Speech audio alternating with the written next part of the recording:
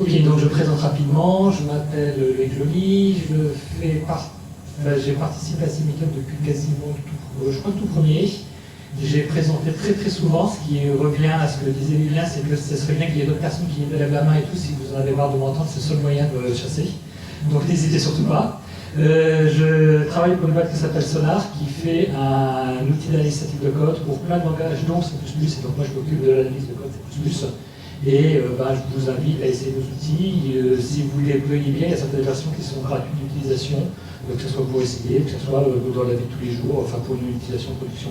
Il y en a d'autres, mieux, qui sont payantes, mais vous pouvez au moins essayer comme ça avec des versions gratuites. Et puis, je suis pas, enfin, comme pour Novensia, si après le meet-up vous avez des questions à poser sur ce sujet, il n'y a pas de souci, je peux essayer de répondre. Et donc là, je vais vous parler d'un sujet qui s'appelle l'ISRA. Alors déjà, ceux sur Discord, tant pis pour vous, vous allez quelqu'un là. Ceux qui sont sur place, est-ce que vous avez déjà entendu parler de l'ISRA? Vous pouvez lever la main, ceux qui ont entendu parler de l'ISRA. Donc on va dire peut-être 15-20%, quelque chose comme ça. C'est assez peu, je m'attendais à ce qu'il y ait un peu plus de gens. Je sais que par exemple, quand je fais passer des entretiens de recrutement, il y a quand même pas mal de gens qui en ont entendu parler. Pas forcément de manière ultra positive, mais qui en ont entendu parler. Donc le but de ça, c'est qu'il y a une nouvelle version d'ISRA qui va sortir d'ici quelques semaines. La date exacte n'est pas encore fixée, mais qui va sortir d'ici quelques semaines. Et donc le but, c'est un petit peu de présenter pourquoi l'ISRA, pourquoi cette nouvelle version, qu'est-ce qu'il y a dedans, et est-ce que potentiellement ça pourrait être intéressant ou pas pour ce que vous faites. Donc, j'avoue sans vergogne que j'ai recyclé des slides que j'ai présentés à des conférences, donc ils sont en anglais. Ça devrait aller, je pense. Mais voilà. Donc, déjà, premièrement, qu'est-ce que c'est que l'ISRA? Alors, l'idée, c'est quand on essaie de développer du logiciel, c'est possible de faire des bugs, et quand on fait des bugs sur un logiciel d'un clicker sur son téléphone portable, c'est pas bien grave, mais quand on fait un bug dans le système de contrôle des freins de voiture ou dans le système de guidage d'un missile, c'est un peu plus dommage. L'écran bleu est un peu plus visible. Donc l'idée, c'est de dire, pour développer du code qui est critical, on va être plus précautionneux que pour développer du code standard.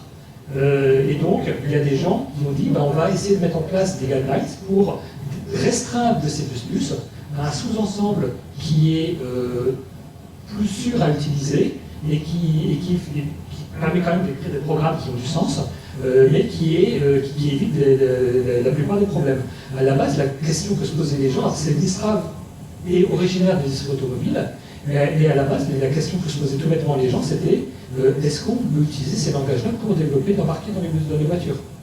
Et ça n'a même pas commencé par C++, ça a commencé avec l'ISRA C.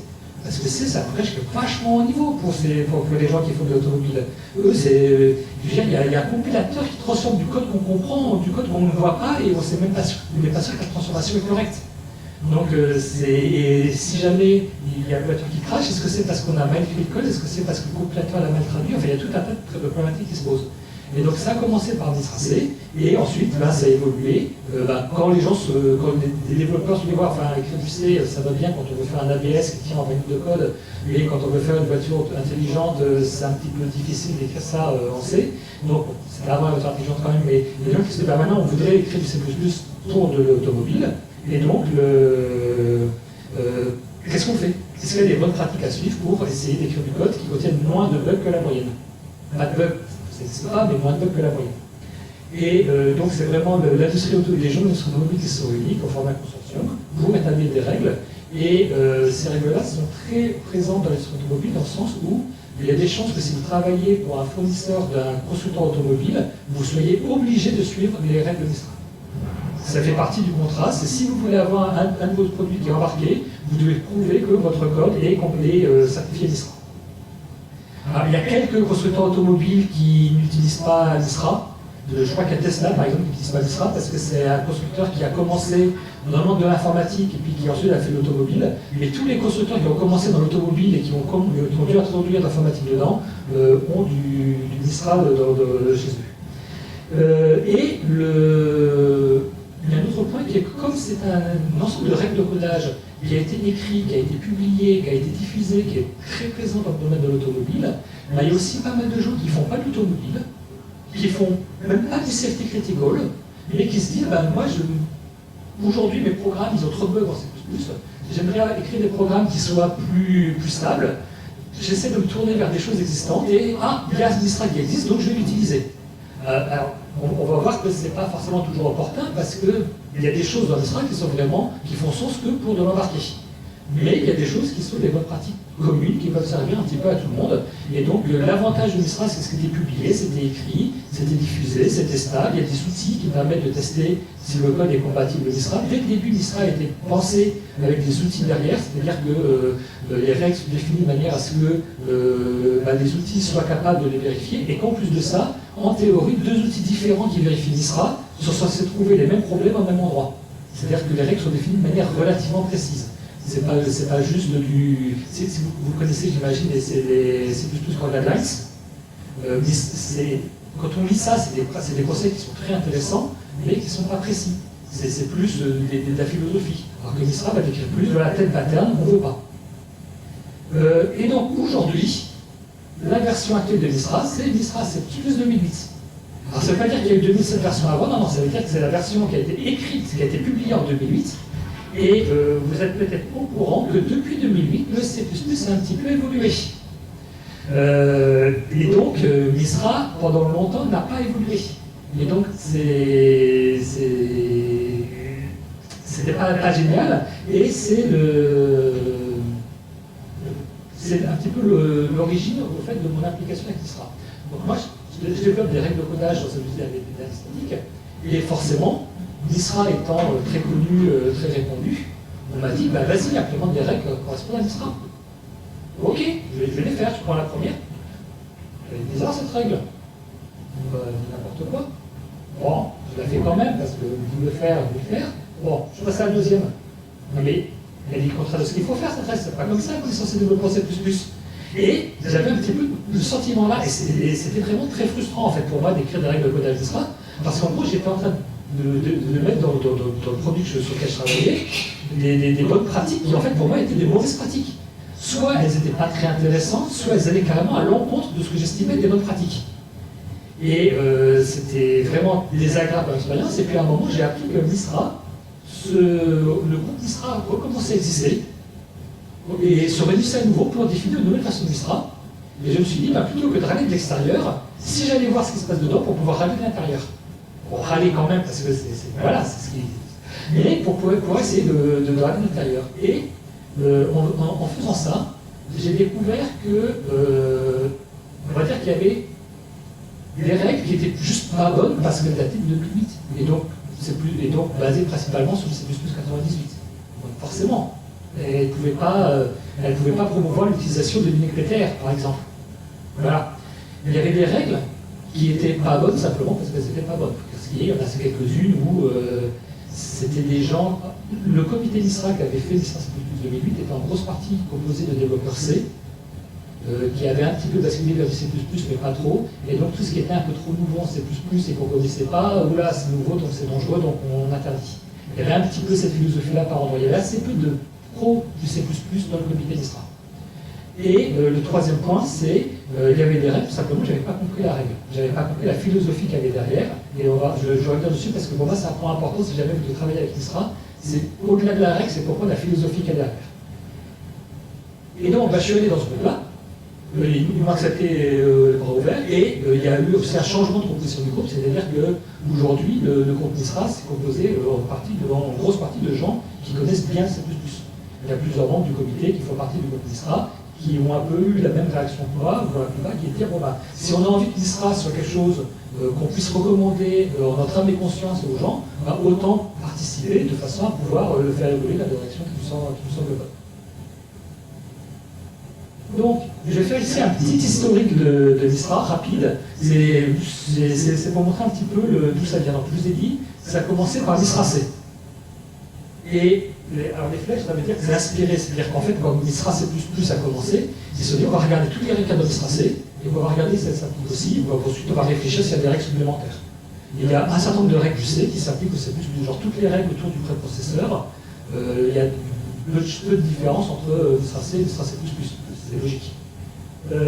Donc, 98, en 2004, Mistra C++ en 2008, donc qui est actuellement la seule version encore officielle de C++.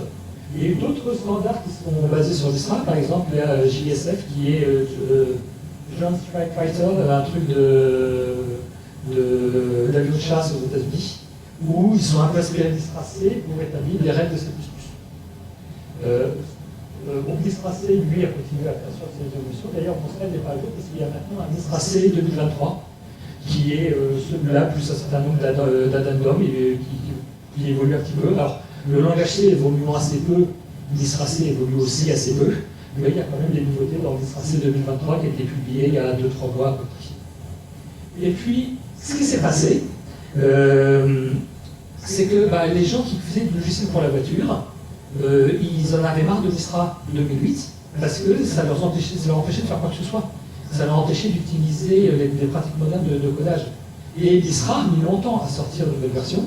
Donc il y a des gens du domaine de l'automobile qui ont dit là on ne peut plus. Tant pis, on arrête Mistra C++ 2008, ça ne correspond plus.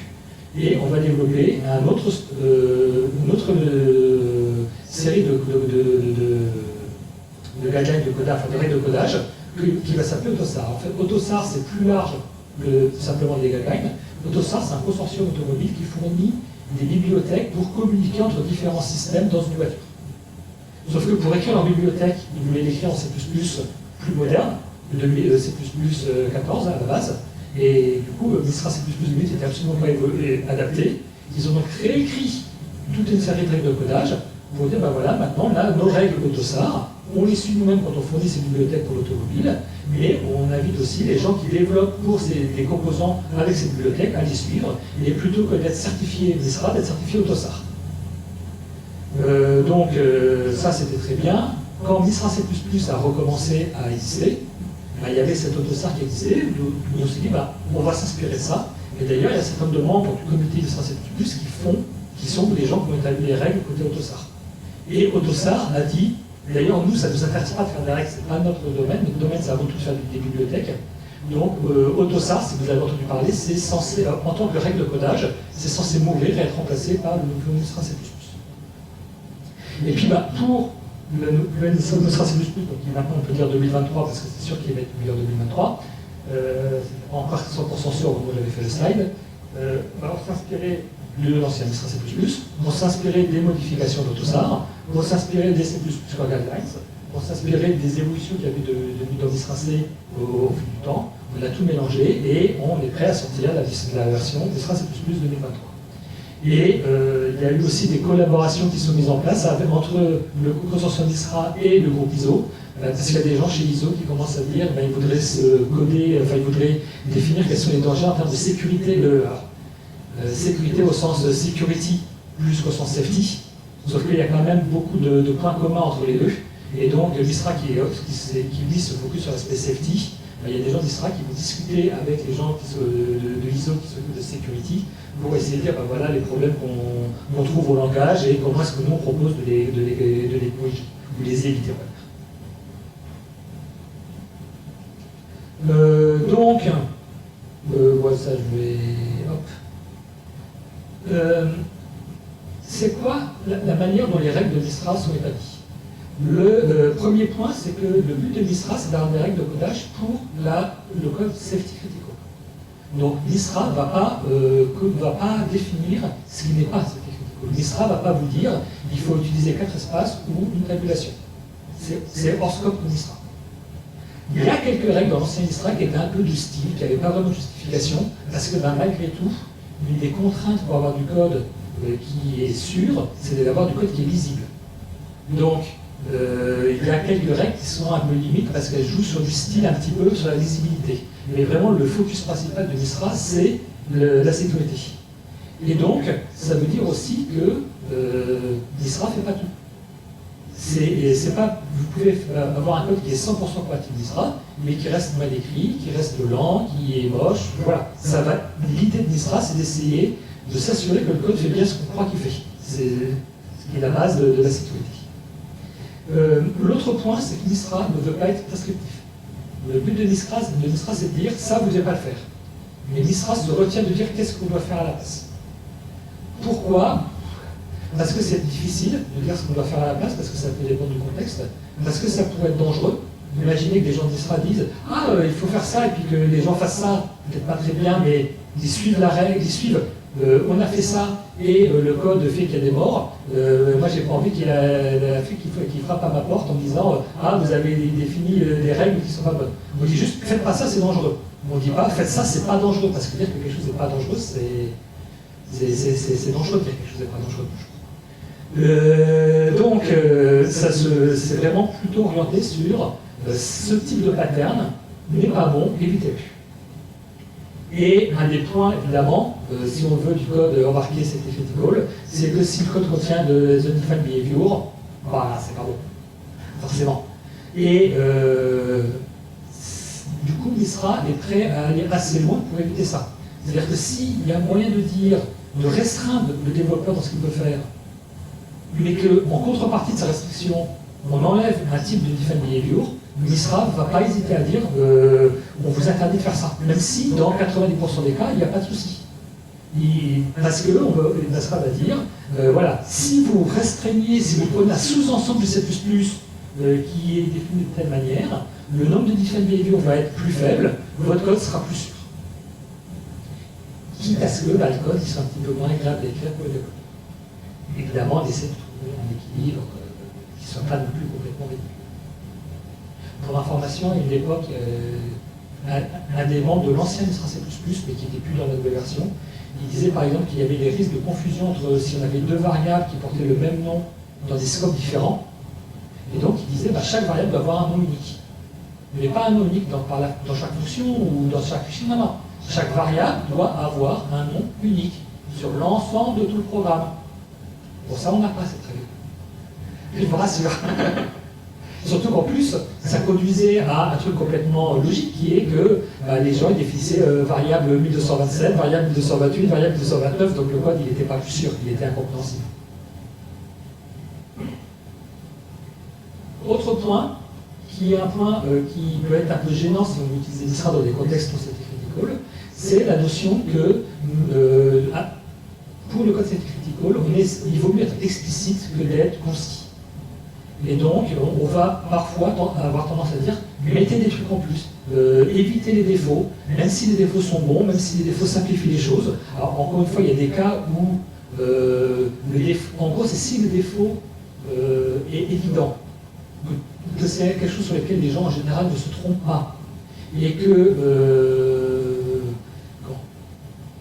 l'écrire manuellement est vraiment lourd, etc., on va te dire, bon bah, là, ok, on applique ce défaut, et passé dans la culture des développeurs C++, il n'y a pas de souci. Mais si le défaut n'est pas si évident que ça, Misra va dire, non, soyez explicite, écrivez tout ce que ça fait. L'autre point, dont j'ai un peu parlé, c'est que les guidelines Misra doivent être vérifiables par des outils. Alors, vérifiables par des outils, ça ne veut pas dire que tout va être vérifié à 100% dans tous les cas. Vous avez certainement tous entendu parler du problème de l'arrêt. C'est impossible de faire, c'est mathématiquement impossible de faire un programme qui permet de déterminer si un programme s'arrête. Et donc il y a une généralisation de ce théorème qui est de dire en gros, c'est impossible de faire un programme qui, dans tous les cas, est capable de prouver une propriété sémantique dans notre programme. Donc par exemple, un programme qui détecte si un autre programme a une fuite de mémoire, c'est pas possible, ça ne marche pas. C'est possible de faire un programme qui, dans beaucoup de cas, détecte des fautes de mémoire. Mais c'est impossible de faire quelque chose qui détecte tous les cas possibles. Parce qu'en gros, schématiquement, la démonstration mathématique elle est simple, c'est si vous étiez capable de faire ce programme, débrouillez-vous pour que le détecter une fuite de mémoire, il tourne en boucle infinie, et donc vous vous ramenez au problème de l'arrêt. Parce que détecter ça, en fait, il suffit de faire une petite transformation et ça revient à détecter que le programme, si le programme s'arrête ou pas. Et donc, quand on sait que ça, c'est pas possible, ça revient en même. Donc, c'est une notion dans Misra qui est la notion de décidabilité. Les règles sont classées entre décidables et non décidables. Décidable, ça veut dire quoi? Ça veut dire que c'est une règle syntactique qui se base sur la manière dont le code est écrit et sur lesquelles on peut être à 100%, une implémentation peut être 100% correcte.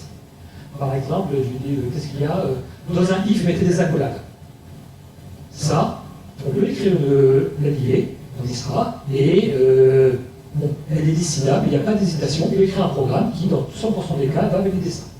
Ce qui n'est pas indécidable, c'est tout ce qui est règles du style le comportement du code au point d'exécution. Par exemple, vérifier que j'ai pas de mémoire, vérifier que j'ai pas de double delete. Toutes ces choses-là sont des choses non décidables. Parce que on est obligé de simuler l'exécution du code, il y a une explosion du nombre de chemins, et il y a des cas où on ne va pas savoir. Et donc, il y a un point qui est que MISRA essaye de privilégier les règles décidables. Voilà le possible, puisque ça a deux avantages. Le premier, c'est que c'est quand même plus simple à faire, à écrire, et donc il y a moins de risque de bugs, il y a moins de risque de faux positifs, il y a moins de risque de faux négatifs. Mais la faux positif dans une règle décidable, on ne peut pas avoir de faux positifs. Quand elle dit quelque chose, après on peut ne pas être d'accord avec la règle, mais quand la règle dit il manque des accolades dans ce if, qu'on soit d'accord ou pas, c'est vrai, il manque des accolades dans ce if. On n'est peut-être pas d'accord sur le fait qu'il faille les ajouter, mais il manque des accolades dans ce if. Alors que par contre, quand une règle dit ah là il y a un double delete, il n'y a peut-être pas un double delete. Peut-être que c'est dans un chemin qui n'est pas en fait exécutable parce que les conditions là sont jamais vraies simultanément et que du coup on a dit quelque chose qui n'était pas vrai. Donc le fait de ne pas être décidable, c'est gênant pour l'utilisateur parce que quand il voit une violation de règle, il ne peut pas être sûr si c'est une vraie violation ou pas, et donc il y a toujours du doute. Du coup, l'utilisateur va se mettre en mode « Ah ouais, mais en fait, c'est pas vrai », au lieu de se mettre en mode « Ok, j'ai merdé, je corrige ». Donc on essaie d'éviter les règles décidables, sauf quand on n'a pas le choix. Mais du coup, il y a certains cas où MISRA va restreindre ce qui est possible d'écrire, plus que le minimum de restrictions possible, mais en mettant en place une restriction qui soit décidable, plutôt qu'une restriction plus légère qui, elle, ne soit pas décidable. Je ne sais plus si j'ai dans les règles que j'ai peut-être pas forcément d'exemple, mais si je peux revenir sur des trucs comme ça. Par exemple, dans les regions for loop, vous êtes au courant qu'on peut facilement avoir des double pointers dans les regions for loop sans avoir fait trop attention. Et l'ISRA a dit pas plus de 2 appels de fonction dans un regions for loop. Parce qu'il faut avoir au moins 2 appels de fonction, plus de 2 appels de fonction pour qu'on puisse avoir un double pointer. Mais il y a plein de cas où on a plus de 2 appels de fonction sur lesquels il n'y a pas de domain pointer. Ce que détecter réellement le domain pointer, c'est non décidable. Détecter qu'il n'y a pas plus de 2 appels de fonction, c'est décidable. Et on a estimé que, ok, ça restreignait un petit peu les possibilités d'écriture du code, mais pas tant que ça, et du coup, c'était raisonnable d'imposer cette restriction. Et un des points les plus importants du truc, si jamais vous devez faire du code qui suit un peu MISRA, c'est que quand MISRA dit ne faites pas ça, ça ne veut surtout pas dire qu'il ne faut pas faire ça. Et c'est ça le point que j'ai vraiment appris en faisant partie de MISRA.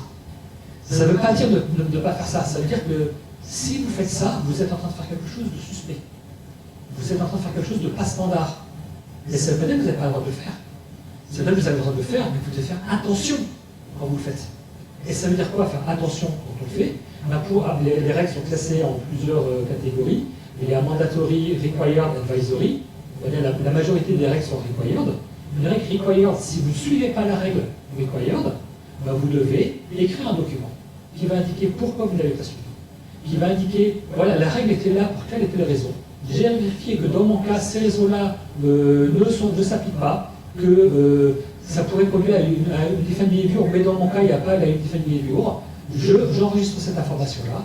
Je fais relire ce document par quelqu'un de plus expérimenté que moi qui va mettre son tampon, c'est du static critical, donc ils aiment beaucoup les tampons là-bas, mais qui va mettre son tampon comme quoi il est d'accord avec ma déviation, et ça va être enregistré. Quand je livrerai mon code au client final, il y aura un beau carnet de toutes les déviations, et le client aura le droit de regarder dans les déviations pour voir si elles ont bien été documentées, et pourquoi. Le client va peut-être analyser le code de son côté, et vérifier s'il a des violations, que ça correspond bien aux violations pour lesquelles il y avait des déviations et qu'il n'y a pas eu de choses qui soient passées à travers les mailles de la raquette.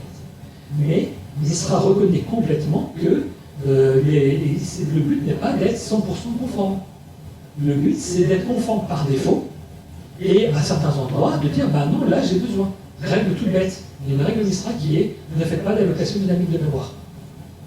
Pourquoi? Parce que l'allocation dynamique de mémoire, dans un environnement embarqué de temps réel, c'est quelque chose qu'on a du mal à contrôler la durée que ça va prendre. Donc c'est un risque de ne pas respecter le temps de cycle qui est une contrainte du système. Donc il sera dit, ne faites pas d'allocation dynamique de mémoire. Ça ne veut surtout pas dire qu'il ne faut pas en faire. Ça veut dire que, par exemple, il y a beaucoup de systèmes qui ont deux phases, une phase d'initialisation du système et une phase où il tourne en boucle.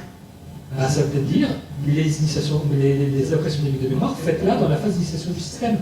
Et dans la phase qui tourne en boucle, qui est celle qui est importante pour laquelle il n'y a pas de fragmentation mémoire, pour laquelle il n'y a pas ce genre de choses qui apparaissent, elle, il y a zéro allocation dans cette phase-là. Et donc, si quelqu'un fait une allocation mémoire, il va devoir justifier que c'est dans la phase d'initialisation et que du coup, le risque de phase d'initialisation mémoire n'est pas avéré dans son cas, et donc ça va bien. Mais heureusement, parce que alloué dynamiquement, il y a des alternatives à l'allocation dynamique, mais elles viennent avec des problèmes qui sont un peu aussi gros que les problèmes liés à l'allocation dynamique. Donc, à un moment ou à un autre, c'est intéressant d'en faire. Donc, c'est vraiment ça qui, pour moi, a changé mon point de vue sur un certain nombre de règles d'Isra, parce que je me disais, mais non, mais comment on peut écrire un programme qui fait du sens en suivant cette règle? Et en fait, la réponse, c'est il ne faut pas. Il faut simplement savoir qu'il faut la suivre dans 95% des cas, ou 99%, ça dépend de la règle, et puis ça dépend du type qu'on fait, mais il faut être capable de dire à certains moments, non, là, je ne vais pas la suivre. Pourquoi? Je justifie, je documente, et c'est bon. Donc c'est important quand si vous lisez les règles d'Isra, parce que si vous ne les lisez pas avec ça dans la tête, vous allez aussi avoir la même attitude de dire, c'est débile, même la version C++ 2023. Voilà. Il y a juste une exception qui sont les règles mandatory, où elles, on n'a pas le droit d'en dévier, et je crois qu'il y en a 3, alors qu'il y a quelque chose comme 177 règles, un truc comme ça, parmi lesquelles il y a 3 qui sont mandatory, je crois. Donc c'est vraiment très rare, et c'est des règles où on est certain que si vous faites ça, il y a une oubli et il n'y a pas d'hésitation à avoir. Alors, j'ai déjà beaucoup parlé, mais je vais continuer un petit peu. Donc là, maintenant, l'idée, c'est je vais vous montrer quelques règles d'Isra. Je ne vais pas vous montrer les 177, mais c'est pour ça que j'ai dit, s'il fallait faire une présentation qui dure 5 heures, je peux. 5 semaines, je dois pouvoir aussi. Mais je vais me limiter à quelques règles où c'est intéressant de voir un petit peu comment les règles ont évolué entre Nisra C++ 2008 et Nisra C++ 2023. La première règle, celle-là, elle est toute simple. C'était sur les pointeurs nuls. Et donc, en 2008, c'était le littéral 0 ne doit pas être utilisé comme une null pointer constante. Il faut utiliser la macro nulle. Bon, vous doutez bien qu'on a évolué en cette depuis. La version en 2023, c'est maintenant on doit utiliser nullptr pour les pointeurs nuls. On doit utiliser ni 0, ni la macro nulle, parce que les deux là ont des problèmes avec l'overload. On utilise nullptr quand on veut un pointeur nul. Voilà. C'est ça, c'est clair. Enfin, macro nulle, même si elle était utilisée pour le nombre 0, serait interdite aussi. L'interdiction d'avoir la macro. Donc ça, c'est un cas où la règle précédente n'était pas idiote. Vous pouvez être d'accord ou pas, parce que des gens préféraient écrire 0 que nul. Elle est discutable, mais elle n'était pas idiote. Mais le langage a évolué, donc la règle évolue aussi, et le nouveau Nisra bénéficie des avancées du langage. Alors, la suivante, c'était... j'ai pas listé depuis longtemps, donc je la redécouvre en temps réel avec vous. Donc, c'était ne pas avoir de paramètres inutilisés dans une fonction. Parce qu'en gros, si une fonction a un paramètre qu'on n'utilise pas, c'est louche. C'est peut-être qu'on voulait l'utiliser, mais qu'on a oublié de l'utiliser. Il y avait des exceptions. Parce que, par exemple, les fonctions virtuelles, c'est légitime d'avoir des paramètres qu'on n'utilise pas. Parce que peut-être que d'autres overrides les utiliseront, mais que nous, on ne les utilise pas.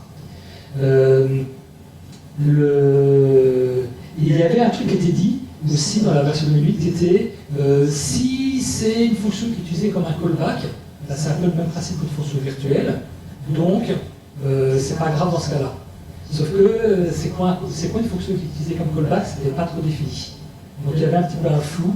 Donc quand je vous ai dit que Nisra définit précisément les règles, bah, au bug près, et là il y a une sorte de bug qui était que la définition précise de cette règle n'était pas là. Et comment est-ce qu'on peut détecter qu'une fonction est utilisée comme callback? C'est pas évident, ça donne une indice de l'ensemble du code, on ne peut pas analyser les fichiers séparément, et voir qu'on a pris l'adresse d'une fonction quelque part et qu'on la passe ailleurs, c'est pas si trivial. Donc maintenant la version 2023, c'est tous les paramètres nommés des fonctions doivent être utilisés au moins une fois. Il n'y a plus des exceptions pour les fonctions virtuelles, il n'y a plus des exceptions pour les callbacks. L'idée c'est de dire, si la personne qui écrit le code, si elle nomme le paramètre de la fonction, elle doit l'utiliser. Si elle est dans un cas où le paramètre a pour but de ne pas être utilisé, parce que par exemple, dans une fonction virtuelle, il suffit de ne pas nommer le paramètre. Comme ça, on est sûr que c'est explicite. que je vous dis que le médecin préfère des choses explicites, ne pas nommer un paramètre, c'est dire explicitement, je ne veux pas l'utiliser. Donc c'est OK. On a forcé le développeur à expliciter son intention, donc tout va bien. Et évidemment, il y a aussi une autre exception sur l'attribut Maybe News, qui est une nouveauté par rapport à, enfin, ce qui n'était pas en 2008, ça doit dater de C++, je ne sais plus, enfin bon. Maybe News, il y a cet attribut qu'on peut mettre, où là c'est utile quand on a un paramètre qui par exemple est utilisé en debug mais pas en release ou ce genre de choses. Et bien là, on y sera reconnu ce cas-là, et c'est comme si le paramètre n'était pas nommé, c'est pas grave s'il n'est pas utilisé, puisque là encore, l'utilisateur était explicite et a mis que ce paramètre pouvait très bien ne pas être utilisé. À la base, le but de cette règle, c'est d'éviter les étourderies. Ah, moi j'ai un paramètre, et puis pour une raison idiote, par exemple, j'ai un paramètre X, un paramètre Y, et puis j'ai fait du copier foiré, et j'utilise X partout, et j'ai oublié d'utiliser Y. Ben, la règle là permet de le détecter. Et si je décide de ne pas nommer mon deuxième paramètre Y, ben, je sais que je ne veux pas l'utiliser. Alors, sur le memory management, donc, en 2008, il y avait, je vous dis, qu'on n'a pas le droit de faire des allocations dynamiques de mémoire. Il y avait uniquement cette règle-là. Avec le but qui est le fait que si on fait des allocations dynamiques de mémoire, on n'est pas déterministe en termes de durée d'exécution, donc pour tout ce qui est embarqué, c'est pas bon. Mais même pour tous les systèmes embarqués, ou en tout cas pour tous les systèmes safety-critical, ça n'a pas forcément du sens de cette règle. Et en plus de ça, les règles, je vous ai dit qu'on peut dévier des règles. Et ce qu'on essaie de faire, c'est que quand une règle, même si l'utilisateur dévie d'une règle, on n'empêche pas d'avoir d'autres règles qui disent « Ok, si tu as dévié de cette règle-là, fais attention parce qu'il y a quand même tel et tel autre point particulier à regarder. » Et là, en C++, avoir juste une règle qui dit pas d'allocation dynamique, ben, ça semble un petit peu juste. On a d'autres choses à dire en fait sur l'allocation dynamique. C'est-à-dire que si vous déviez et que vous utilisez l'allocation dynamique, ben, il y a des bonnes manières de l'utiliser, il y a des mauvaises manières de l'utiliser. Donc maintenant, en 2023, on a la même règle. Alors c'était marqué under discussion, c'est plus under discussion. Le reste, c'est pas la même forme exactement qu'avant, mais on a toujours une règle qui est n'utilisez pas d'allocation dynamique de mémoire. Point. Et qui est, je crois, advisory, donc c'est plus facile d'en dévier que si c'est require. Mais il y en a d'autres règles. On a une règle qui est Advanced Memory Management shall not be used. Et c'est quoi le Advanced Memory Management? C'est les trucs à base de place contenu, de Stoodlander. Combien il y a de personnes dans cette salle qui pensent comprendre ce que fait Stoodlander? C'est génial, vous êtes une salle très honnête. Et moi, j'ai surtout pas levé le bras non plus. Donc, c'est des choses où plein de gens ne connaissent pas ce que ça fait derrière. Tout ce qui est les overland type. Il y a des choses qui peuvent être utiles quand on définit des structures de données bas niveau. Mais ces choses-là, c'est des experts qui peuvent les faire. Ce n'est pas le développeur de base. Donc, il sera dit, on ne le fait pas. Et toujours pareil, si quelqu'un veut le faire, il va devoir justifier qu'il a compris. Et bonne chance pour justifier sous l'autre. Troisième point, troisième règle, qui est, alors celui-là c'est plus du détail, qui est undefined behavior, c'est que si on a un pointeur sur un type qui est incomplet et qu'on delete, on a une oubli. Bon, bah, on a une règle par rapport à ça. Elle est en dedans parce que c'est une règle autour du memory management. Quatrième règle, dynamic memory should be managed automatically. Ça c'est quoi? Ça c'est ce qu'on dit à tout le monde depuis C++ 11 et puis même un peu avant, mais que c'était plus dur de le mettre en place avant. C'est n'allouez pas de la mémoire manuellement. Utilisez des smart porteurs. Pour faire des tableaux, utilisez vector, utilisez array, utilisez string pour faire des chaînes de caractères. Et si vous mettez un caractère dans votre code, vous méritez, je sais pas, la pendaison, l'écartèlement, enfin un truc du genre quoi. Donc voilà, donc l'idée c'est, même si on dit n'utilisez pas l'allocation dynamique, maintenant on dit aussi, si jamais vous en utilisez, programmez correctement quoi. Et bon, le dernier point, c'est un peu plus anecdotique. C'est si on définit des versions size ou unsize du delete, dans ce cas-là, on doit définir les deux. Parce qu'on n'est pas sûr quelle version va appeler le compilateur. J'ai dû relire 10 fois au moins la partie là du standard parce que c'était un petit. Voilà. Mais en gros, il y a une optimisation qui permet d'avoir un size delete qui permet d'aller plus vite pour faire des allocations. Et on ne sait pas trop dans quel cas l'utilisateur va appeler la version delete ou la version size delete. Et donc, ce que dit Stra, c'est cherchez pas à comprendre, définissez les deux. Et d'ailleurs, débrouillez-vous pour que l'un appelle l'autre, parce qu'autrement, si elles font des choses trop différentes, c'est qu'il y a un problème. Alors, celle-là, c'était certainement une de celles qui me mettait le plus les nerfs en plot quand je la voyais en 2008. Single entry, single exit. Une fonction doit avoir un seul point d'entrée. Bon, ça c'est facile, tant qu'on n'avait pas les coroutines, toutes les fonctions n'ont qu'un seul point d'entrée, qui est le début de la fonction. Avec les coroutines, il faut voir ce que ça donne. Mais bon, il n'y a pas encore de... Ah oui, j'ai oublié, C++ 2023, sa cible c'est C++ 17. Parce que ça a commencé à peu près en 2018, c'est C++ 2023, et tant qu'on n'avait pas sorti une version, on n'allait pas changer la cible. Donc pour l'instant, c'est C++ 17, donc il n'y a pas encore de code. Mais le futur, on va certainement se détailler C++ 20, et là, sur les coroutines, je ne sais pas tout ce qu'on va faire. Mais donc, single entry, single exit, c'est une fonction doit avoir un seul point d'entrée et un seul point de sortie. Donc, par exemple, si vous cherchez un élément dans une liste, vous n'avez pas le droit de dire, quand je l'ai trouvé, je retourne l'élément. Et parce que ça faisait deux points de sortie, un return dans la boucle et un return à la fin pour dire je ne l'ai pas trouvé. Et ça, c'est lourd. C'est extrêmement lourd d'écrire du code comme ça, parce qu'en fait, ça veut dire quoi? Pour chercher une fonction dans une liste, au lieu d'écrire un simple return pour sortir de la boucle dès que vous avez trouvé l'élément, vous devez avoir un booléen, vous initialisez à faux, vous le mettez à vrai dès que vous trouvez le truc. Dans la condition de sortie de la boucle, vous devez tester est-ce que je l'ai trouvé ou pas, et du coup, c'est possible de réécrire le code pour avoir un seul point de sortie. Sauf que on a remplacé deux points de sortie par une variable supplémentaire avec un état. En fait, dans l'idée d'avoir du code plus simple avec un seul point de sortie, on a en fait du code plus compliqué puisqu'on a introduit des états supplémentaires à l'intérieur du code. Donc c'était vraiment une règle qui me hérissait parce que quand je vois le code réécrit pour respecter cette règle, ça donnait n'importe quoi. Un des problèmes de cette règle-là, c'est que on n'est pas les seuls. Il n'y a pas que Misra qui définissait ça. En fait, il y a une norme ISO 61508 qui indique. Alors c'est une norme ISO sur comment faire du logiciel safety critical, mais qui est 0% orienté code. C'est uniquement, qui est 0,001% orienté code. Tout le reste, c'est process. Vous devez valider que les gens qui développent ont la bonne formation, vous devez valider qu'il y a une équipe de test qui est séparée de l'équipe de dev. Enfin, c'est tous des trucs sur des process. Et il y a un truc orienté code, un seul, c'est ça, single entry, single exit. Et on les a contactés, ces gens-là, on leur a demandé mais pourquoi vous avez ça? La réponse qu'on a eue, c'était mais pourquoi vous nous posez des questions si compliquées, on n'en sait rien.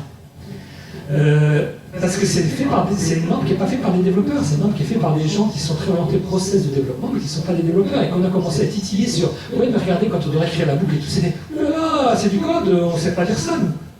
Oui, mais vous ne savez pas dire ça, mais vous imposez single entry, single exit à une fraction importante des développeurs dans le monde entier. Et il y a une autre du même style qui, elle, est beaucoup plus légitime, qui est sur interdiction de set jump et long jump.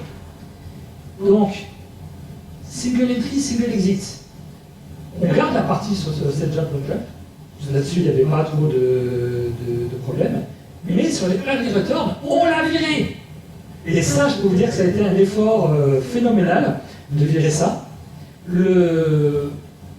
Comment on a fait pour le virer? Parce que si c'est une norme ISO et que Misra dit non, il n'y a pas besoin de le suivre, et que, toujours pareil, il y a un accident machin, et que le constructeur dit ah ben moi j'ai fait Misra qui m'a dit que je n'avais pas besoin de faire ça, Misra, pourquoi vous avez mis ça au constructeur? Donc il fallait avoir quand même une bonne justification, parce que là on va contre une norme ISO sur la sécurité.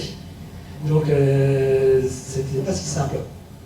Donc en fait, on est retourné un petit peu, on a fait de l'archéologie, on a essayé de retrouver quelle était l'origine de cette règle. Pourquoi? Parce que cette règle-là, on l'a avancé plus, mais si vous regardez, il y a plein de langages qui parlent aussi de cette règle-là, pour lesquels c'est pas plus adapté qu'en C++. Donc en fait, ce qu'on s'est dit, c'est que cette règle date de l'époque où il n'y avait pas vraiment de fonction. Où les single entry, c'était des go-to pour sortir du code. Et l'idée, c'est que ce qu'on dit maintenant, c'est qu'en fait, C++ par design respecte cette règle. Parce qu'en fait, plusieurs sorties, ça ne veut pas dire plusieurs returns dans la fonction. C'est-à-dire que tous les returns ramènent au même point dans le programme. En fait, il y a une seule sortie, qui est que quand on a fini d'appeler une fonction, on continue au niveau de l'appelant. Et c'était ça en fait. À la place de single entry, single exit, c'était une époque avant qu'il y ait la programmation structurée, et mais que des gens ont recopié bêtement, ont recopié de manière dogmatique sans forcément analyser le pourquoi du comment. Et c'est devenu, et après, bah, forcément, quand les gens commencent à dire que c'était une bonne pratique de faire ça, même dans des programmes structurés, bah, les gens recopiaient cette soi-disant bonne pratique, alors qu'en fait, à la base, c'est une pratique qui date d'avant la programmation structurée. Et oui, avant la programmation structurée, c'était intéressant de dire, ne retournez pas n'importe où parce que vous avez un place de spaghetti totalement habitable. Là, en première approximation, le C++, qui est structuré, parce que quand on finit d'appeler une fonction, on revient à l'appelant, a un seul point de sortie, qui est l'appelant. Alors, il y a des petites exceptions qui sont justement les exceptions. Et ça, on n'en parle pas. Parce qu'effectivement, avec les exceptions, une fonction a plusieurs points de sortie, suivant quelle est l'ampleur de l'exception. Mais comme il y a des intérêts justement à avoir ça, bah, on se dit que c'est quand même pas plus mal qu'autre chose. Mais en tout cas, c'est pas le fait d'avoir plusieurs returns qui va changer ça. Donc voilà, donc ça a été très très dur de réussir à enlever cette règle-là. Mais je pense que, alors, visiblement, vous n'êtes pas des développeurs d'Istra, mais je pense que les développeurs d'Istra, si je leur croise un, ils risquent de m'embrasser dans la rue si je lui dis ça. La règle des 3. Parce que forcément, la règle des 5, ça ne pouvait pas exister à l'époque, parce que c'était des limites. Donc la règle des 3. Qu'est-ce que Misra disait dessus? Misra disait tout ça sur la règle des 3. C'était basé sur Misra C, ils avaient rajouté des choses, mais ils n'avaient pas tout rajouté, ils n'avaient rien ajouté par rapport à ça. Donc maintenant, la règle des 0 ou des 5 en Misra 2023, on a une règle, elle ne s'appelle pas comme ça, mais elle couvre ces choses-là. L'idée, c'est quoi l'idée de cette règle? C'est de dire qu'il y a certaines combinaisons de choses qui sont classiques pour des classes. Et donc, du coup, si vous faites une de ces combinaisons-là, tout se passera bien. Si vous sortez de ces cas classiques, ça va être le bordel. Donc, typiquement, ici, c'est les propriétés d'une classe. Est-ce qu'elle est move constructible, move assignable, copy constructible, copy assignable? Et ce qu'on dit, par exemple, c'est une classe qui serait copy constructible, mais pas move constructible, ben, on peut la copier, on ne peut pas la déplacer. Il y a un truc qui ne va pas dans cette classe-là. Le déplacement, c'est censé être une copie potentiellement optimisée. Donc, dans le pire des cas, copier, c'est déplacer. On peut, dans certains cas, avoir un déplacement qui est plus efficace que la copie. Mais si c'est possible de copier, c'est possible de déplacer. Il suffit de copier. Et c'est une implémentation correcte d'un déplacement, la copie. Donc, si vous avez une classe qui est copy constructible, mais pas move constructible, vous êtes en dehors des cours. Donc, il y a ce premier tableau qui indique quelles sont les combinaisons possibles de propriétés de la classe. Mais en gros, si vous écrivez du code correct, vous embêtez pas à savoir ça. Hein. Naturellement, vous tomberez dans les cases du tableau. Hein. Il n'y a pas non plus besoin de trop se stresser. Ensuite, il y a une deuxième partie qui est, si vous avez un destructeur que vous avez customisé dans votre classe, vous devez aussi avoir des copies et opérations qui sont customisées. Ça, c'est la fameuse règle des 5. C'est si on commence à redéfinir une de ces 5 fonctions, on doit redéfinir les 5. Et il y a un autre point, parce que la règle des 5, donc la règle des 0, c'est vous définissez aucune des fonctions spéciales, parce que vous réutilisez des classes qui encapsulent ce qui va bien, et donc vous n'avez pas besoin de vous préoccuper de toutes ces opérations-là. Et c'est ce qu'il faut utiliser dans 85% des cas. Il y a juste un point qui est un petit peu litigé avec la règle des 0, c'est quand on est une archi-classe, il faut quand même définir les destructeurs pour qu'ils soient virtuels. Mais ce n'est pas pour autant qu'il faut forcément définir les autres opérations. Donc là, on a précisé ce qui se passe. C'est en gros, si on a une classe de base publique, soit elle est non déplaçable et elle a un destructeur public virtuel, c'est le cas le plus courant en fait. Soit ça peut être un aggregate, parce qu'il y a des cas où les gens utilisent des aggregates et dans ce cas-là, on n'a pas de destructeur. Soit on peut avoir un destructeur protégé non virtuel. Ça, c'est quand on ne veut pas détruire une classe dérivée par l'intermédiaire de la classe de base. Le fait qu'il ne soit pas virtuel fait que on peut par exemple gagner du temps, gagner des performances parce qu'on évite la création d'une des tables. Et comme elle est protégée, ça va empêcher, dans la grosse majorité des cas, ça va empêcher de le détruire par l'intermédiaire de la classe de base, puisqu'on n'aura pas accès aux destructeurs de la classe de base. Donc là, maintenant, on a une règle qui couvre bien tout ce qui est lié à quelles sont les fonctions spéciales qu'on doit définir dans une classe. Et je dois dire que je la trouve pas trop mal, c'est-à-dire que dans notre outil qu'on fait à nous, on avait déjà des règles autour de ça. On avait implémenté directement la règle des 0 qui est définissez aucune des fonctions.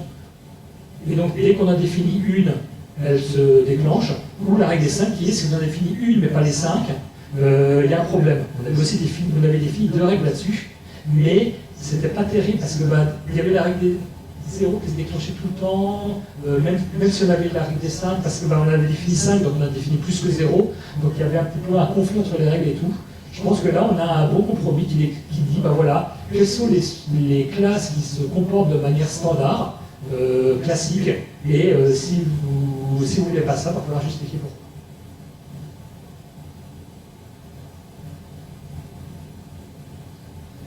Alors, il y a tout un tas de règles dans NISRA 2008 autour de ce qu'ils appellent le underlying type. C'est quoi l'idée? L'idée, c'est que tout ce qui est opération numérique en C++, c'est le bordel. Et c'est extrêmement compliqué. Il y a plein de subtilités qu'on n'imagine même pas, qui sont liées au fait que le principal problème qu'il y a, c'est qu'il y a des conversions de type. C'est-à-dire que si vous additionnez 2 petits entiers, en fait, c'est pas ce qui se passe. Ce qui va se passer, c'est que les 2 petits entiers vont être convertis en int, et on va additionner les int. Et les règles de quel type de conversion existent, elles ne sont pas si simples que ça. Et dans beaucoup de cas, ça va bien se passer, mais il y a quelques cas où ça ne va pas se passer de la manière qu'on pourrait penser. Donc, dans l'histoire 2008, vous avez défini une notion de underlying type, qui consistait à dire, ouais, même si telle expression elle a tel type d'après le langage, je vais considérer qu'elle a un autre type. Donc, par exemple, si vous aviez un uint8 plus uint8, cette expression en C++, elle a le type int. Mais l'ISRA disait, ouais, non, mais en fait, c'est comme si elle était toujours de type uint8. Et elle a essayé de définir tout un tas de règles autour de ce typage alternatif. Sauf que c'était un peu le bordel. C'était difficile à comprendre. On a déjà du mal avec le typage en C++, et en plus les développeurs ils devaient connaître à la fois le typage C++, parce que de toute façon c'est celui qui allait compliquer le compilo, et donc il comptait quand même, et le typage NISRA, qui ne sont pas les mêmes mais qui ont des différences subtiles, c'était un peu lourd. Donc, on a réécrit toutes les règles autour des types en 2023.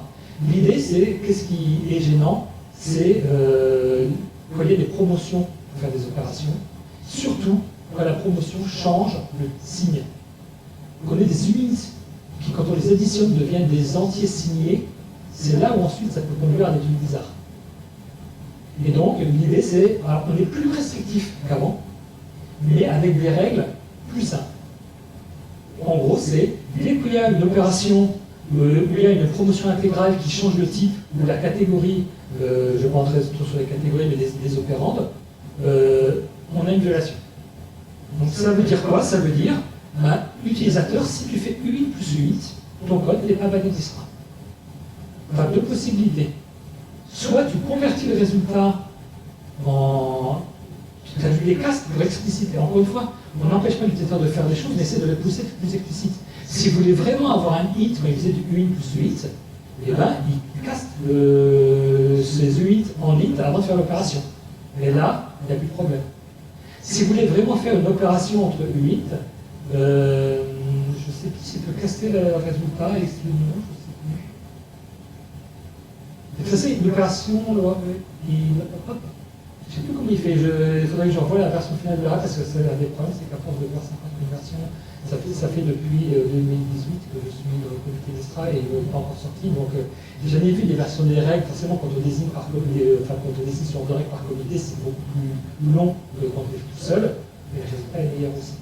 Donc j'ai vu plein de versions, je ne sais plus exactement si l'utilisateur a un moyen simple de quand même faire l'opération, ou s'il est obligé de caster les 2 units en int, de faire l'addition et de recasser la en int. Autre possibilité, on est en C++.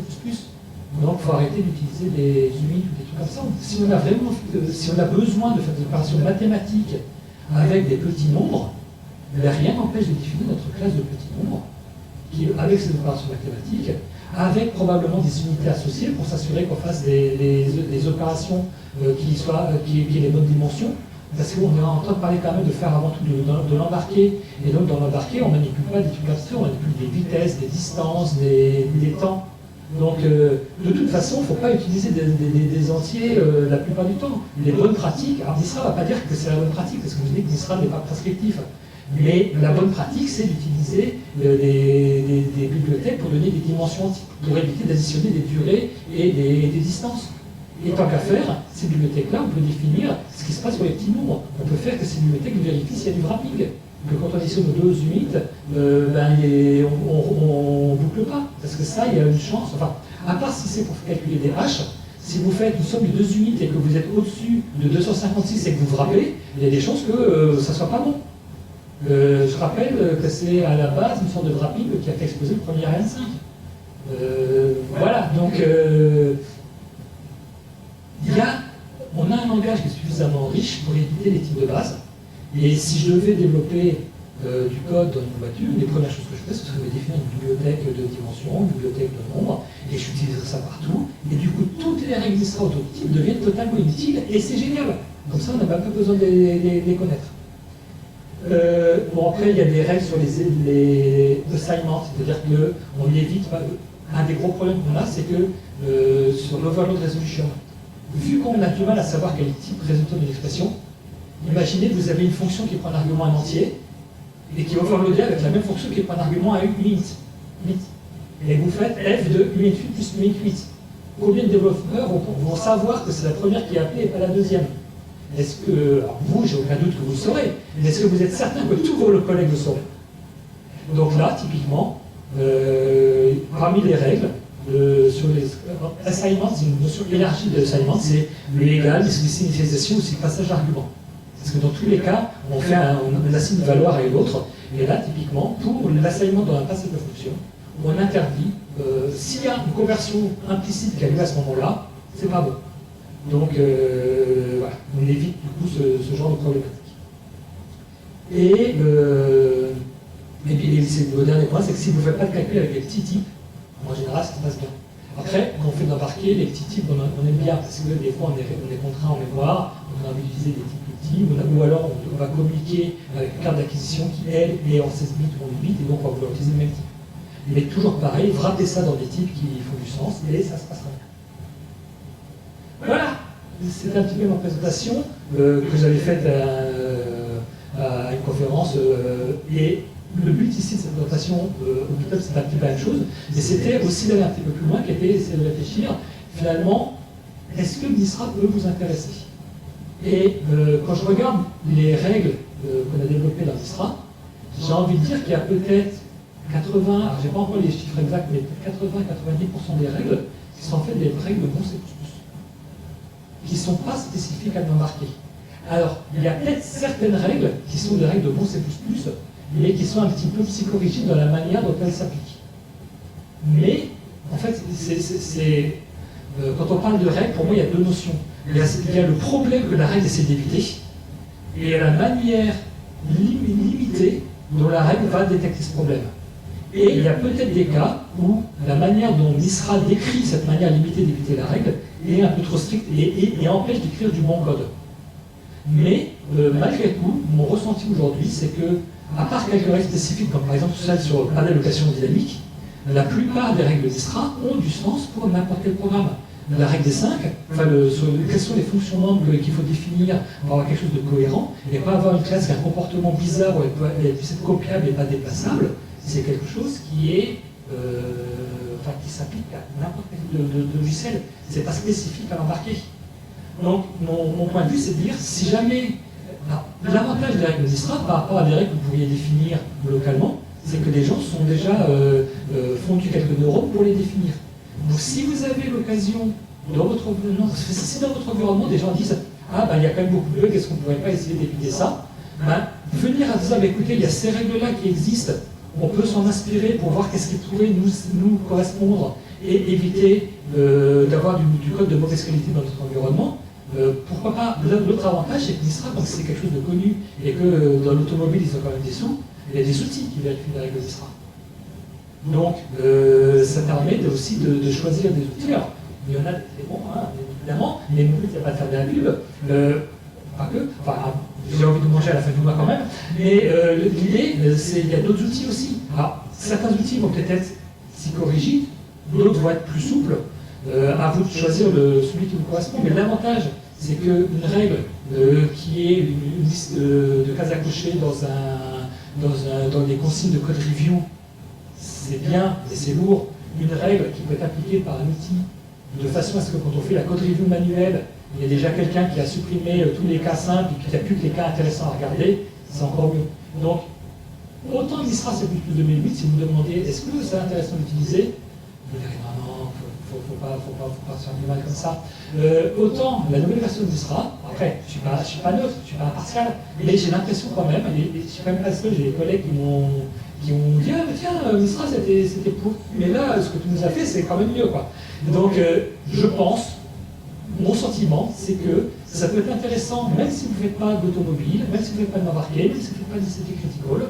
Si vous avez l'occasion de regarder ces règles-là, si vous avez l'occasion de vous inspirer, ben, voilà. Je pense que ça peut être quelque chose de bon. Est-ce que vous avez des questions?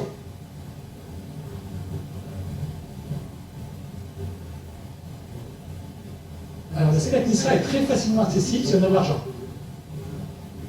C'est un problème, c'est que c'est un consortium privé, et du coup, il faut payer pour l'avoir. Elle va être disponible sur Amazon, soit en PDF, soit en auto-impression. Et normalement, ça devrait être aux alentours de 20 €, je crois, à peu près, le PDF. Donc, c'est payant, mais c'est pas non plus déconnant. Là-dessus, je ne peux rien y faire. Je suis de ton avis, je suis 100% de ton avis. Maintenant, il y a des outils qui implémentent Mistra, qui auront payé une licence pour implémenter Mistra, qui documenteront ce qu'ils ont implémenté Mistra, et il se peut que leur documentation soit accessible. Voilà. Non plus, le standard C++ n'est pas accessible gratuitement. Oui, il y a la backdoor qui dit que les drafts on peut y accéder, mais pas le standard. Là-dessus, j'ai essayé, mais c'est pas la peine. Quoi.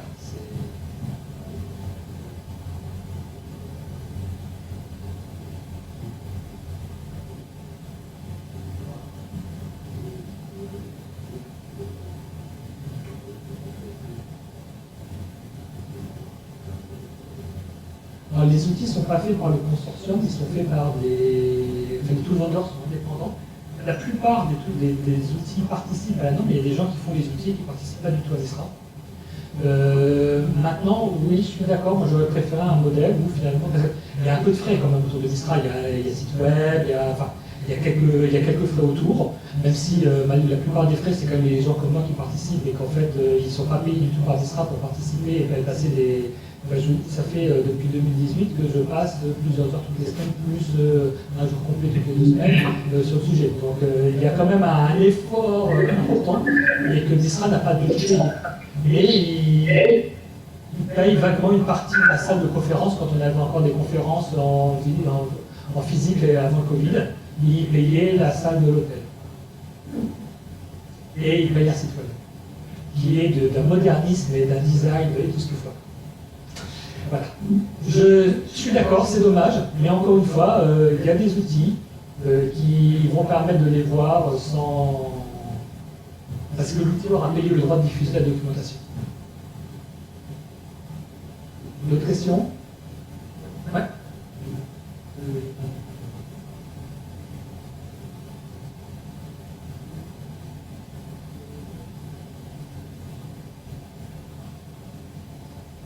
Alors,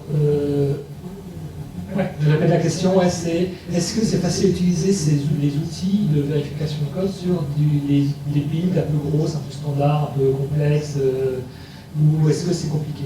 Alors, est-ce que c'est possible? Oui. Est-ce que c'est facile? Ça dépend.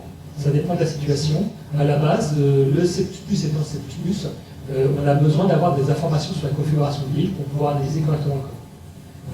Maintenant, il y a...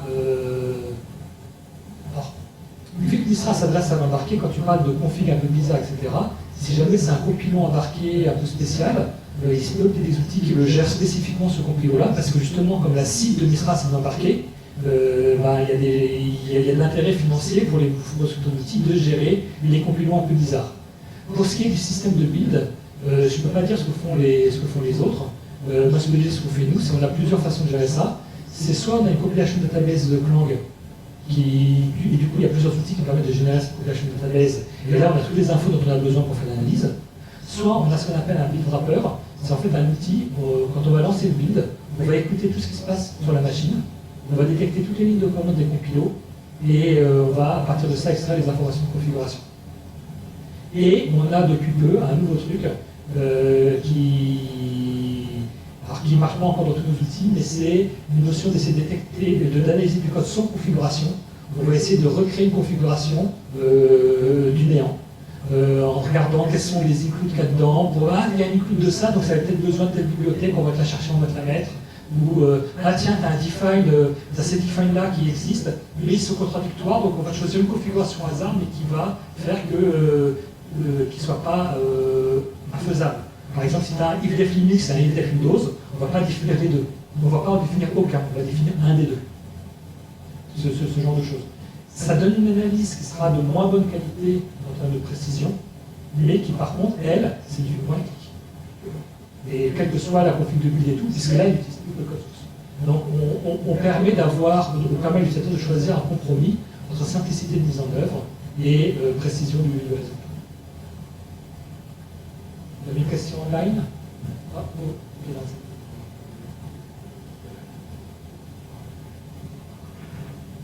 Alors, il y a des règles MISRA qui sont pour une seule transaction unit, il y a des règles MISRA qui sont system level, où on est obligé d'analyser tout le code avant de pouvoir calculer les règles. Ça fait partie des attributs des règles MISRA de s'indiquer ce qu'elle est single transaction unit ou system level.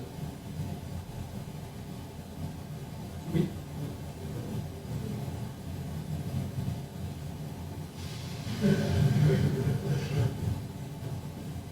Vous pouvez répéter la question? Non, mais honnêtement, là, comme ça, je ne sais plus c'est quoi les trois règles mandatory qu'il y a dans MISRA.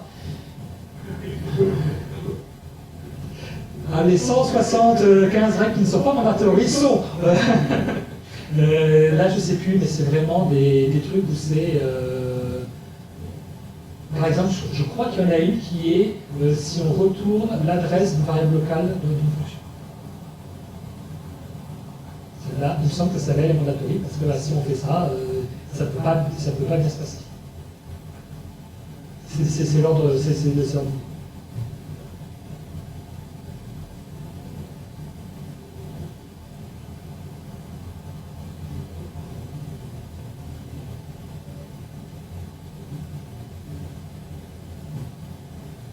Alors, donc la question c'est à quel point le compilateur fait pas déjà une partie du boulot de ces choses-là.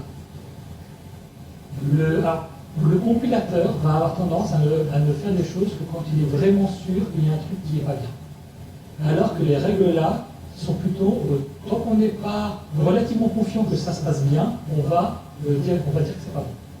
Et les compilateurs, quand alors les warnings c'est pas tout à fait vrai, mais sur les erreurs, etc., l'idée c'est quand même que le compilateur dit quelque chose, c'est moins discutable. Alors que là, comme j'ai expliqué, le but c'est que ça soit des règles discutables. En fait, le curseur est pas placé au même endroit en fait, entre le compilateur et les règles d'ISRA. Il se peut qu'il y ait des overlaps. Et c'est une bonne chose, parce que du coup, ça veut dire qu'avant même d'arriver jusqu'aux outils d'ISRA, tous les problèmes ont déjà été évacués par les gens qui vont migrer, parce qu'en général, tous les outils disent commencez par avoir du code qui compile avant de venir nous voir. Voilà. Donc, plus on a, mieux c'est. Il y a des discussions actuellement au sein de la norme C++ pour essayer de définir des versions, des sous-ensembles distribués C++ qui pourraient entrer peut-être en conflit avec des choses comme ISRA. Pour ceux qui suivent, il y a en particulier Yann qui essaie de définir une notion de profile, d'avoir des profiles critiques, type safe, par exemple, ce genre de choses, qui ferait que certaines des règles d'ISRA n'auraient plus lieu d'être dans ce type de profil. Mais pour l'instant, c'est très en avance de phase, alors que l'ISRA, ça sort dans 2 semaines. C'est plus concret. Et de toute façon, je pense que dans tous les cas, l'ISRA sera plus strict que ce qui est en langage. Parce que l'ISRA s'adresse quand même aussi à des gens qui sont prêts à s'embêter plus pour écrire du code, à condition que le résultat vaille l'acheter. Bon.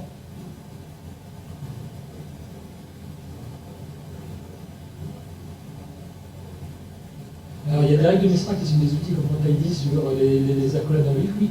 Clank ID, aussi un bon outil, et moi, mon point de vue, c'est tant que ça ne vous coûte pas trop cher en CI et qu'il n'y a pas toute contradiction, n'utilisez pas un seul outil. Utilisez-en plein. Utilisez-en plein. Tant que vous utilisez le mien, ça va. Mais ça, c'est comme les compilateurs. Même si vous faites du code pour une seule plateforme, je conseille de compiler avec Clang, GCC, Visual. Je veux dire, on ne peut pas se permettre de refuser de lettres quand on écrit du code C++. Donc, acceptons toutes les lettres qui existent. Online.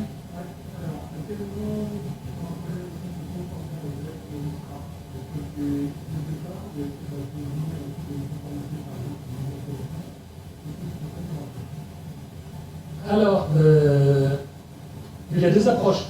Il y a l'approche normale qui est de dire dès le début, et l'approche des gens vraiment masochistes qui disent on attend la dernière minute. Si vous n'êtes pas masochiste, faites-le dès le début. Franchement, c'est ce genre de règles et tout, c'est si on... Alors je parle vraiment de gens qui cherchent la conformité Mistra. Je ne parle pas juste des gens qui veulent améliorer leur code en suivant Mistra, mais des gens qui ont vraiment d'avoir besoin d'une conformité. Si vous ne faites pas dès le début, le jour où vous allez passer, vous allez passer l'outil, vous allez avoir 10 000 trucs qui vont vous être remontés, parce que, et la plupart sont peut-être bénins, parce que comme je vous ai dit, on est des fois plus large que ce qu'on devrait être, simplement pour s'assurer qu'il n'y a pas de soucis. Donc, et en plus de ça, il y a un autre aspect qui est l'aspect training de l'utilisateur. Si les gens, pendant 5 ans, ils écrivent du code, il y a des règles Mistra qui ne sont pas très contraignantes. Mais si les gens ne les savent pas, ils peuvent ne pas les suivre. Alors que si dès le début, ce premier commit, on dit au gars, non, fais pas comme ça. Ah ouais, mais c'est pas si mal. Ouais, c'est pas si mal, mais fais pas comme ça. Bon, d'accord. Et bien, naturellement, il va apprendre à écrire du code qui sera complet, qui sera du premier coup. Alors que si on attend la fin, ben non, il aura écrit pendant des années du code non complet qui sera, et puis au moment de faire le truc, ça va juste être l'horreur. Maintenant, ça c'est vraiment dans la situation où vous devez faire un truc compliant. Si maintenant vous êtes juste des gens normaux qui disent bah, j'ai déjà une base de code existante, je voudrais l'améliorer au fur et à mesure, sans pour autant vouloir être compliant qui sera à la fin, je ne veux pas avoir le gros coup de tampon qui me dit il sera compliante, ben là je vous dis faites-le le plus tôt possible, mais n'attendez pas un nouveau projet pour le faire. Faites-le au fur et à mesure. Et en particulier, il y a des outils qui mettent un gros accent sur ce qu'on appelle clean as you code. L'idée c'est de dire les erreurs du passé, c'est pas grave, on va essayer, on est intégré à Git, on est intégré à GitHub, on est intégré à ce genre de choses, et quand on va montrer, quand on va y avoir une pull request, on va montrer les violations de Mistra ou d'autres règles, parce que je dis qu'il n'y a pas que Mistra, on fait plein d'autres règles, plus stylistiques, etc. On va vous montrer les violations, non pas sur l'ensemble de votre code, mais uniquement de ce qui a été modifié dans votre pull request. Si vous avez du code qui n'est pas très propre, mais qui est en production depuis 10 ans, ben, même s'il n'est pas très propre, il n'est peut-être pas si mal que ça. Après, pour des vulnérabilités, peut-être pas, mais pour des trucs un peu plus stylistiques, pourquoi le changer? Il marche. Par contre, l'idée, c'est que le nouveau code, faites-le bien. Et donc, les outils qui permettent d'avoir une approche incrémentale font que vous pouvez basculer vers ces outils-là, que ce soit pour du Mistra ou pour d'autres règles de codage, mais vous pouvez basculer ce truc-là, et sans pour autant dire bon, je vais faire un projet où toute la mode va s'arrêter de développer pendant 5 ans, le temps qu'on enlève toutes les violations existant dans le code. Et que tous les développeurs aient démissionné parce qu'ils n'en peuvent plus, et qu'on aura embauché une nouvelle équipe qui aura aussi démissionné avant d'arriver au bout. Donc voilà, pour moi c'est vraiment un truc important d'avoir une approche incrémentale qui s'inscrit dans le cycle de développement quotidien.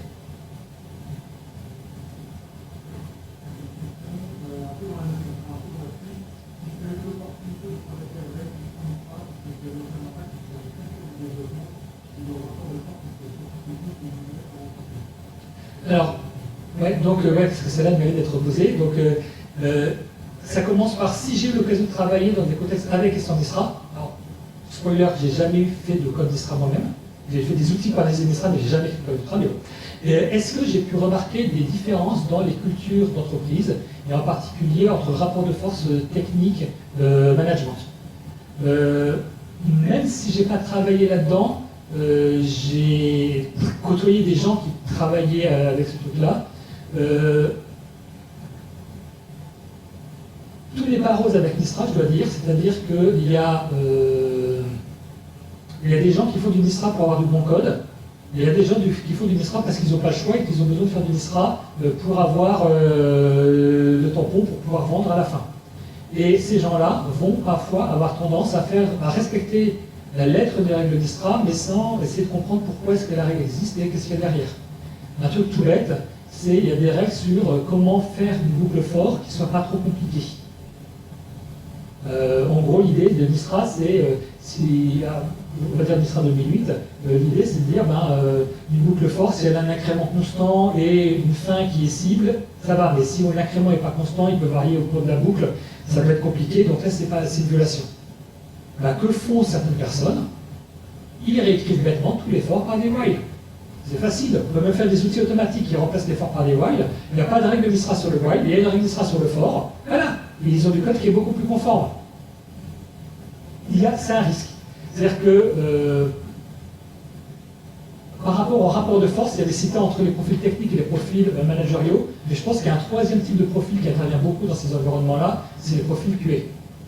Et je pense que Misra peut donner beaucoup d'importance au profil QA, il y en a qui sont très très bien, je ne dis pas le contraire, mais il y a peut-être pour moi, il y a le risque que ça donne trop d'importance à ces profils-là, ou même par exemple quand je dis qu'une règle Misra est faite pour qu'on puisse en dévier de temps en temps où elle ne s'applique pas, il y a des boîtes qui disent « Ah ouais, on sait ça, mais nous dans notre boîte, les QA, ils ont dit qu'on n'avait pas le droit de dévier. » Misra te dit que tu as le droit. Ouais, mais il dit que pour respecter Misra, on n'a pas le droit. Sauf que Misra dit que tu as le droit.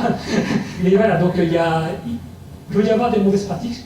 Je pense que c'est des environnements où le management est peut-être un peu plus lointain parce que c'est des projets longs, lourds, avec beaucoup de monde, où les gens savent que pour développer ça, il va falloir du temps. Quand on développe un produit pour la marque automobile, on ne se met pas les mêmes contraintes, nos estimations et tout, c'est pas les mêmes que pour du développement plus standard. Donc je pense que de ce point de vue-là, c'est pas trop le management qui risque d'être un problème au niveau des rapports de force, c'est plus le rapport de force entre dev et QA qui peut. Et je dis pas que c'est pas nécessaire d'avoir aussi une QA puissante pour éviter que des devs fassent n'importe quoi, mais de ce que j'ai pu voir, des fois ça va un peu trop dans le mauvais sens. J'espère que ça répond à la question, autrement il proposera ou précisera. C'est bon? D'autres questions ici? Écoutez, si on n'a pas, de toute façon, je reste un petit peu avec les pizzas, comme ça, ceux à distance ne pourront pas me les poser. Merci beaucoup.